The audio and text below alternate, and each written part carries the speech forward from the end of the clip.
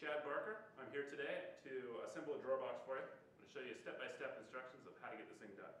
Alright, so all you need to do, get yourself some wood glue. Any type of wood glue will work just fine. We use Titebond 1, you can use Titebond 2 or waterproof glue, whatever you want to do. The real main idea here is that just some sort of wood glue will hold that drawer box together. It's a very tight fitting drawer box, so not a lot of glue is going to be required, and I'll get into that in just 1 minute. Next thing you're going to need is just any sort of mallet. You pick these things up at Target for about $3 or $4. Just something real light. If you use a hammer, make sure you put a piece of wood in between it because you don't want to dent the edges of your parts here. So, second thing, any piece of sandpaper. I prefer 150 grit to 180 grit. Sandpaper is going to sand up the edges of your drawer box as well as the joints and make a real nice seamless drawer box. And that's really good to do right before you get done finishing. So anyway, let's get started here. First thing we're going to do is get your drawer box all set up and ready to go. Let's just kind of stage it real quick. What you have is you have 5 pieces to your drawer box. First 2 pieces I'm holding here are drawer box sides. Take your drawer box sides, take your drawer box bottom, which is this flat piece right here. It's got a tag on the bottom. It's going to say your cabinet number, which is really irrelevant in this situation, and your drawer box bottom label. Put that down, make sure that faces down. Take your dados, make sure that they're on the inside there, just like this. Get your sides and your bottom right there. Okay. You have a front and a back. It really doesn't matter, they're both exactly the same part. Let's take the front, put it here, and the back, put it back there. Okay, so we got it all staged and ready to go. First thing what we're going to do is we're going to take our sides and kind of move this stuff over. Take your side, which is this part, take one of your fronts or your backs, doesn't really matter which one. Take a look at it. Take one little drop of glue, and basically you want to put it into put like maybe one small little drop into each one here. You don't need very much. In fact, less is more in this case. And the only reason I say that is because if you put too much glue in here, and I'll show you here in just 1 second. If you put too much glue in there, it's actually going to seep out of the joints, and then you're going to have a hard time sanding. You're going to have to let it dry for a long time before you get really sanded. So you can kind of see right there, you can see a little bit of glue in there. Really less is more, like I said before. Okay? Take your piece and basically make sure that whatever you're using, don't do this on the kitchen countertop. Put a piece of cardboard down or some hard surface, maybe an extra piece of plywood, whatever works. Just something flat.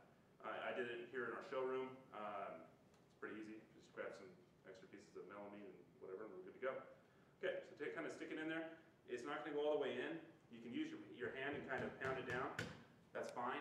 I wouldn't recommend doing that if you're going to do a large amount of drawer boxes. Grab your mallet and basically just kind of tap the top there. Okay. It's gone all the way down. Basically now you have your drawer front there. And basically just make sure it's nice and snug. It's pretty simple. Got that piece done. Let's do the same thing to the other side. Grab your other front, or actually your other back in this case.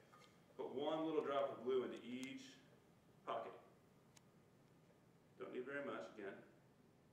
It's just something there so that it doesn't come apart in 10 years. Okay, so you got your glue into the drawer box part. Okay. Now, this glue so you can see. Stick it in there again. There we go. Take your mallet.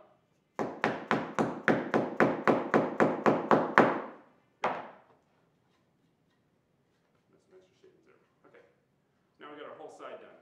Now, next thing we do, take your drawer box bottom, which is this piece. This is a good finished side right here.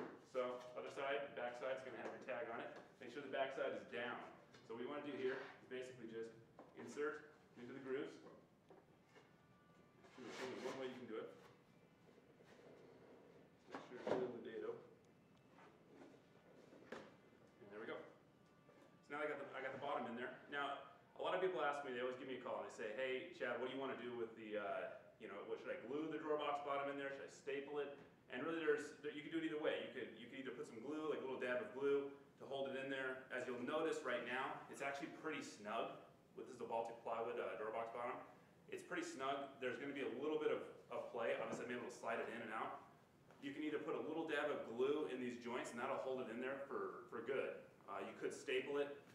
It just really depends on how much time you have and what kind of tools you have laying around the shop. So in this case, I'm just going to leave it floating. You can do that if you really want to, as it is snug, and it'll probably just be glued into place once I put this last dab of glue in that pocket. So again, one little drop of glue on each joint. Let's do it on both sides this time rather than just the one.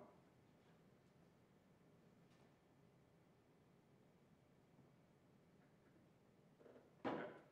Now I got glue on all the sides right there. Okay. Grab your last side.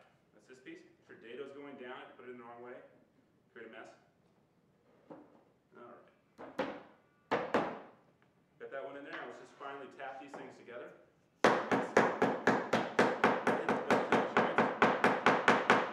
Get it real nice and flush, just like that.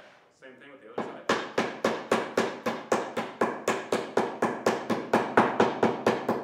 And that's it. So that's your drawer box. Now your drawer box is basically fully assembled. Get your drawer box bottom in there. It's all solid, good to go. You got glue in there, so that's good. Nothing's seeping out of the edges. That's what I like about it. Basically now, easiest way to do this, what I like to do is go through all sides of the drawer box and basically just kind of make sure it's all, it's all flush and really nice looking before you finish them, of course. Now, you can do that just by going over the edges a few times on each side.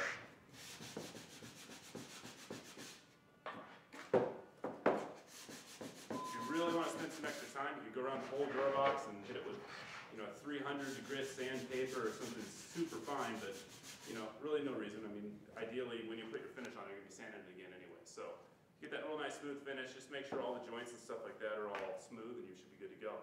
If you have any questions, though, as far as after this, as far as finishing, you can use any sort of polyurethane-based finish or conversion varnish or even a lacquer.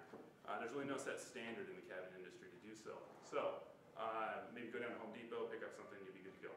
If you have any questions, though, about any of this, as far as assembly, cabinetry, or doors, or anything like that, feel free to give us an email. My email address is simply chad, C-H-A-D, @barkerdoor, that's B-A-R-K-E-R,